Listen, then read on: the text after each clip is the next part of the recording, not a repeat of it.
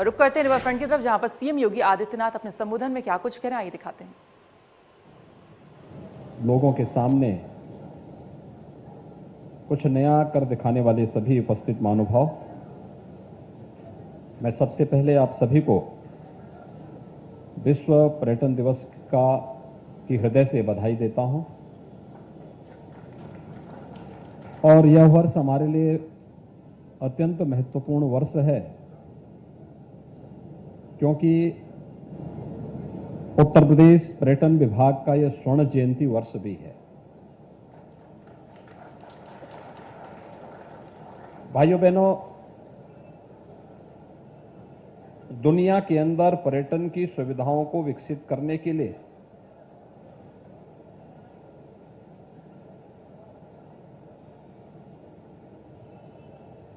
जो सबसे पहला प्रयास हुआ होगा वह संभवतः अंतःकरण के भावों को सम्मान देने के लिए स्पिरिचुअल टूरिज्म के क्षेत्र में हुआ होगा। और उत्तर प्रदेश केवल देश ही नहीं बल्कि दुनिया का इस मामले में सबसे समृद्धतम प्रदेश है, जिसमें भारत की आस्था से जुड़े हुए वे सभी प्रमुख केंद्र हैं जिन पर हर भारतीय गौरव की अनुभूति करता है। चाहे वह मर्यादा पुरुषोत्तम भगवान श्री राम की पावन भूमि अयोध्या हो, भगवान श्री कृष्ण की पावन जन्मभूमि मथुरा हो, उनकी लीला भूमि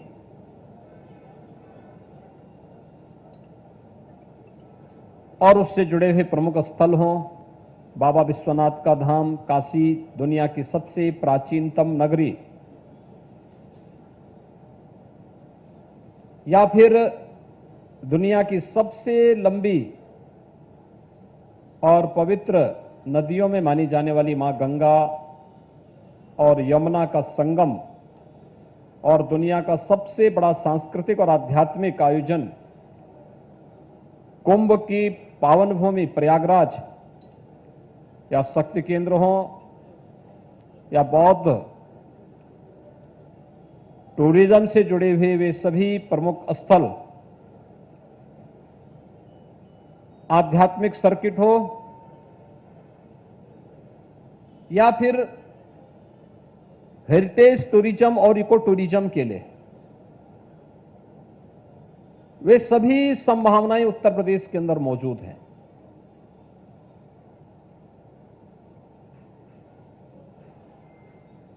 इतना सब कुछ होने के बावजूद हम लोगों ने कभी अपनी इन संभावनाओं को देश और दुनिया के सामने प्रस्तुत करने का वह प्रयास नहीं किया जो संभावनाएं उत्तर प्रदेश में छुपी हुई थी। मैं एक छोटी सी घटना आपके सामने रखना चाहूंगा। 2019 में प्रयागराज में कुंभ के भव्य आयोजन को करने का अवसर हमें प्राप्त हुआ था, और प्रयागराज कुंभ में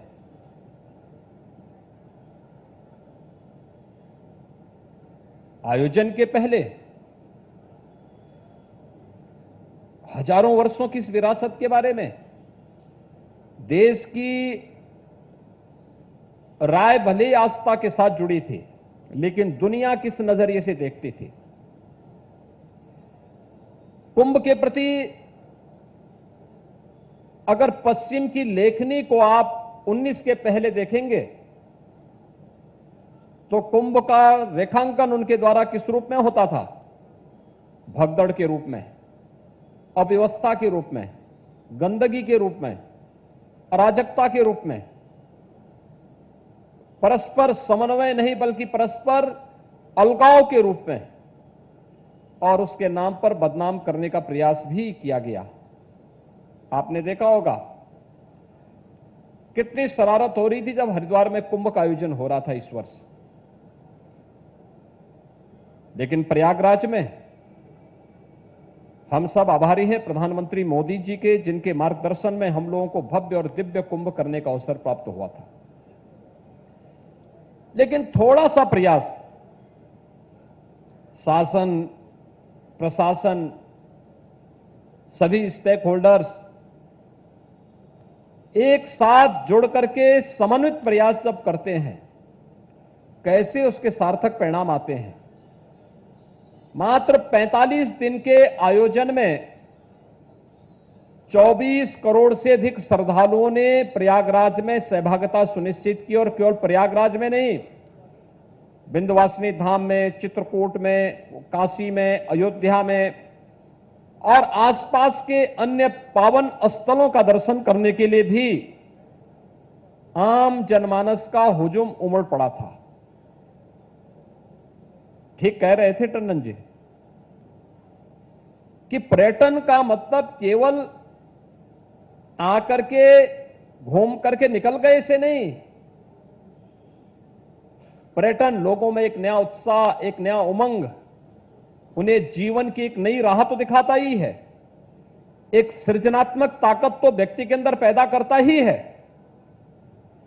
लेकिन साथ साथ ये रोजगार सृजन का भी एक बहुत बड़ा माध्यम है और पूरी की पूरी अर्थतंत्र को प्रभावी ढंग से आगे बढ़ाने का भी एक सशक्त माध्यम है। होटल खुलेंगे, धर्मशालाएं खुलेंगी, रेस्टोरेंट खुलेंगे, बड़े बड़े मॉल खुलेंगे, उनके लिए सुविधाएं होंगी, नए लोगों को उसमें जाने का अवसर प्राप्त होगा, गाइड रखे जाएंगे, अलग अलग स्तर पर अनेक प्रकार के रोजगार को लेकर के भी आता है पर्यटन, और वो संभावनाएं उत्तर प्रदेश के अंदर पहले से मौजूद हैं। और ये हमारे लिए सौभाग्य है कि जब हम विश्व पर्यटन दिवस का आयोजन आज उत्तर प्रदेश की राजधानी लखनऊ में कर रहे हैं, और यह वर्ष हमारे लिए उत्तर प्रदेश के पर्यटन विभाग का यह वर्ष स्वर्ण जयंती वर्ष है। तो स्वाभाविक रूप से स्वर्ण जयंती के अवसर पर उत्तर प्रदेश पर्यटन विभाग उत्तर प्रदेश की इन सभी संभावनाओं को आगे बढ़ाने के लिए जो सार्थक प्रयास कर रहा है वह अद्भुत है। प्रयागराज कुंभ उसी की एक झलक थी। प्रदेश के अंदर चल रहे अनेक प्रकार के कार्यक्रम, चाहे वह अयोध्या के विकास के लिए की जा रही है कार्यक्रम, काशी के अंदर चल रही परियोजनाएं, आदरणीय प्रधानमंत्री जी के मार्गदर्शन में अपनी पुरातन काया को बनाए रखते हुए एक नए कलेवर के रूप में काशी जब दुनिया के सामने आ रही है, हर व्यक्ति उसके प्रति अभिभूत होता है। हर भारतीय काशी पर गौरव की अनुभूति करता है। चित्रकूट आज पर्यटन के नक्शे पर उभरता हुआ दिखाई दे रहा है। विंध्यवासिनी धाम के माध्यम से एक बार फिर से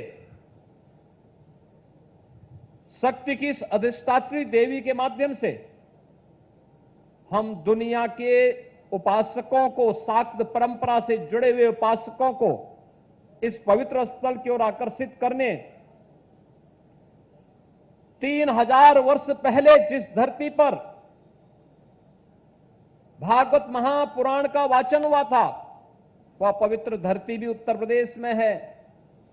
चाहे वह नेमिष की धरती हो, सुख तीर्थ हो, ये सभी उत्तर प्रदेश के अंदर हैं। और दुनिया के अंदर कौन ऐसा भारतीय होगा जो अपने जन्म में एक बार मां गंगा में डुबकी लगा करके अपने आप को पुण्य का भागीदार नहीं बनाना चाहता होगा। हर भारतीय है, और यह हमारा सौभाग्य है कि मां गंगा अपने गंगोत्री से लेकर के गंगा सागर तक के इस पूरे उसमें अगर आप देखेंगे सर्वाधिक दूरी उत्तर प्रदेश के अंदर तय करती है। सबसे अधिक दूरी उत्तर प्रदेश के अंदर तय करती है और सबसे अधिक तीर्थी भी उत्तर प्रदेश के अंदर है। इन्हें विकसित करना, पर्यटकों के लिए बेहतर सुविधाओं के रूप में उसे आगे बढ़ाना और फिर अपनी एक एक गतिविधि को एक इवेंट के रूप में प्रस्तुत करके देश के सामने, दुनिया के सामने प्रस्तुत करना, यह पर्यटन सुविधाओं की दृष्टि से अत्यंत महत्वपूर्ण है।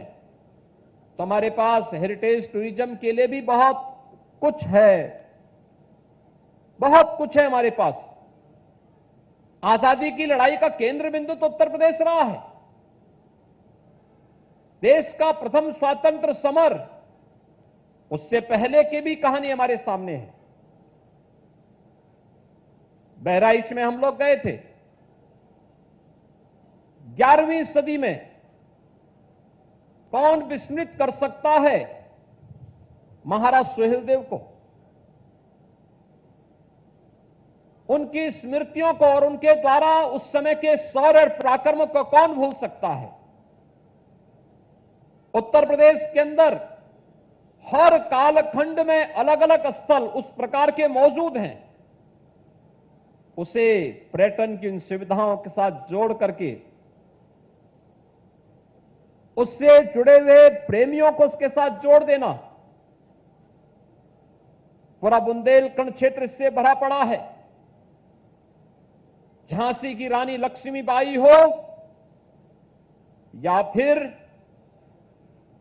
अगर हम मंगल पांडे की बात करें, उस महान क्रांतिकारी के त्याग और बलिदान को कौन भूल सकता है। ये लखनऊ में काकोरी की घटना भी घटित हुई थी और गोरखपुर में चोरी चोरा की भी, चोरी चोरा का शताब्दी महोत्सव भी है। ये याद करिए, ठीक 100 साल पहले देश की आजादी के लिए कैसे देश के क्रांतिकारी जूझ रहे थे, लड़ रहे थे, अपनी परवाह के बगैर भारत माता के लिए कि तेरा वैभव अमर रहे मां, हम दिन 4 रहे न रहे, इस भाव के साथ पूरी ताकत के साथ भारत को स्वाधीन कराने के लिए अपना सब कुछ झोंक रहे थे। देश की आजादी के लिए, गुलामी की बेड़ियों को तोड़ने के लिए। इस सभी पवित्र स्थल हमारे सामने है। मेरठ में धन सिंह कोतवाल को कौन विस्मृत कर सकता है। राम प्रसाद बिस्मिल, ठाकुर रोशन सिंह, अस्फाउल्लाह खां के त्याग और बलिदान को कौन विस्मृत कर सकता है। चंद्रशेखर आजाद को कौन भूल सकता है। ये सभी महत्वपूर्ण स्थल उत्तर प्रदेश के अंदर मौजूद हैं और उत्तर प्रदेश के अंदर छत्रपति शिवाजी महाराज ने औरंगजेब की क्रूरता को चुनौती भी इसी उत्तर प्रदेश की धरती में आगरा के अंदर दिया था। कौन छत्रपति शिवाजी महाराज के शौर्य और पराक्रम को विस्मृत कर सकता है। लेकिन इन्हें विश्व पर्यटन के क्षितिज पर पहुंचाने का प्रयास सामूहिक रूप से करना होगा। और इको टूरिज्म के लिए वन विभाग और पर्यटन विभाग अगर सामूहिक रूप से प्रयास कर लें, एक प्रयास प्रारंभ हो जाए। मैं गया था उत्तर प्रदेश के तराई के क्षेत्र में, आप चले जाइए, इको टूरिज्म का कितना महत्वपूर्ण केंद्र आपको मिलेगा। आप जून महीने में कभी जाइए तो अगर आपको उसके बगल के किसी सिटी के अंदर टेम्परेचर अगर वहां पर आपको 42 डिग्री मिल रहा होगा, अंदर अगर आप जाएंगे तो कम से कम 5 से 6 डिग्री टेम्परेचर कम मिलेगा। और वहां पर प्रकृति के साथ आप नए उत्साह, नए उमंग के साथ अपने को आगे बढ़ाने के लिए तैयार भी पाएंगे। आप बिंद क्षेत्र में चले जाइए, आप बुंदेलखंड क्षेत्र में एक बार चले जाइए। प्रकृति का वह रंग और प्रकृति का वह खूबसूरती आपको देखने को मिलेगा जो अपने स्वतःस्फूर्त भाव के साथ आपको आध्यात्मिकता से उत्प्रोत कर देगा। एक नया उमंग, एक नया उत्साह आपके अंदर भर देगा। सब कुछ हमारे पास मौजूद है। बस उसको सहेजने की आवश्यकता है। देश और दुनिया के सामने उसको बहुत अच्छे ढंग से हम प्रस्तुत कर सकें, उस प्रकार के अच्छे योजकों के साथ मिलकर के अगर पर्यटन विभाग इसे आगे बढ़ा दे, कोई कारण नहीं कि अगर प्रयागराज कुंभ में 24 करोड़ श्रद्धालुओं को और 24 करोड़ पर्यटकों को हम आकर्षित करने में सफल होते हैं, तो उत्तर प्रदेश के अंदर जितने भी हमारे पास पवित्र स्थल हैं, आस्था के केंद्र हैं, पर्यटन स्थल हैं, आजादी की लड़ाई से जुड़े हुए महत्वपूर्ण स्मारक हैं, स्थल हैं, किले हैं, इन सभी को अगर हम एक साथ जोड़ करके आगे बढ़ाने का कार्य करेंगे, दुनिया के पर्यटकों को आकर्षित करने का माध्यम आपके पास है। भगवान बुद्ध से जुड़े हुए 6 प्रमुख स्थल उत्तर प्रदेश के अंदर मौजूद हैं। उनका राज्य जिस कपिलवस्तु में था उत्तर प्रदेश में है। उन्होंने पहला उपदेश जहां दिया था वो सारनाथ उत्तर प्रदेश में है। उन्होंने महापरिनिर्वाण जहां लिया था वो कुशीनगर उत्तर प्रदेश में है। संन्यास की परंपरा में चातुर्मास का महत्व होता है। सर्वाधिक चातुर्मास जहां उन्होंने व्यतीत किए थे वह उत्तर प्रदेश में, श्रावस्ती उत्तर प्रदेश में है, कौशांबी उत्तर प्रदेश में और शंखसा भी उत्तर प्रदेश में है। ऐसे जैनी परंपरा से जुड़े हुए महत्वपूर्ण स्थल उत्तर प्रदेश के अंदर है। 24 तीर्थंकरों में अधिकतर तीर्थंकर तो अयोध्या में ही जन्म लिए थे। सब कुछ उत्तर प्रदेश में है। उसको सहेज करके वैश्विक मंच पर प्रस्तुत करने का प्रयास और उस प्रकार की सुविधाओं के साथ उसको जोड़ना, और उन सुविधाओं के साथ जोड़ने के लिए उत्तर प्रदेश सरकार ने मुख्यमंत्री पर्यटन संवर्धन की योजना लागू की। हम आभारी हैं प्रधानमंत्री जी के कि उन्होंने पहले ही रामायण सर्किट, कृष्णा सर्किट, बौद्ध सर्किट, आध्यात्मिक सर्किट के साथ ही स्वदेश दर्शन और प्रसाद योजना के अंतर्गत इन सभी स्थलों के व्यवस्थित विकास को ध्यान में रखकर के योजना देश के अंदर पहले लागू करके इनके व्यवस्थित विकास को आगे बढ़ाने का कार्य किया। और उत्तर प्रदेश सरकार ने उसी का अनुसरण करते हुए मुख्यमंत्री पर्यटन संवर्धन योजना के अंतर्गत हर एक विधानसभा क्षेत्र को केंद्र बना करके पहले चरण में एक एक स्थल के विकास की जिम्मेदारी अपने ऊपर ली। और मुझे प्रसन्नता है, काफी बड़े पैमाने पर आज इस योजना की गूंज वहां सबसे छोटी इकाई में देखने को मिलती है। हमें इसे तेजी के साथ आगे बढ़ाना होगा। याद रखना, बहुत कुछ इसके अंदर छुपा हुआ है। धर्म भी है, अध्यात्म भी है, रोजी रोजगार भी है, और अर्थतंत्र को मजबूती प्रदान करने का मंत्र भी छुपा हुआ है। हम विश्व पर्यटन दिवस के अवसर पर जब उत्तर प्रदेश पर्यटन विभाग अपने शताब्दी वर्ष के इस आयोजन के साथ जुड़ रहा है, तो हम सबको इस स्वर्ण जयंती वर्ष के अवसर पर इस कार्यक्रम को और मजबूती के साथ आगे बढ़ाने का कार्य करना चाहिए। मुझे प्रसन्नता है, विभाग ने उस दिशा में अनेक प्रयास प्रारंभ किए हैं और उसके सार्थक परिणाम सामने आ रहे हैं। मैं एक बार फिर से आप सबको विश्व पर्यटन दिवस की हृदय से अपनी बधाई देता हूं, शुभकामनाएं देता हूं और विश्वास व्यक्त करता हूं कि आप सब इससे प्रेरित होंगे। धन्यवाद। जय हिंद। धन्यवाद माननीय मुख्यमंत्री महोदय। आपके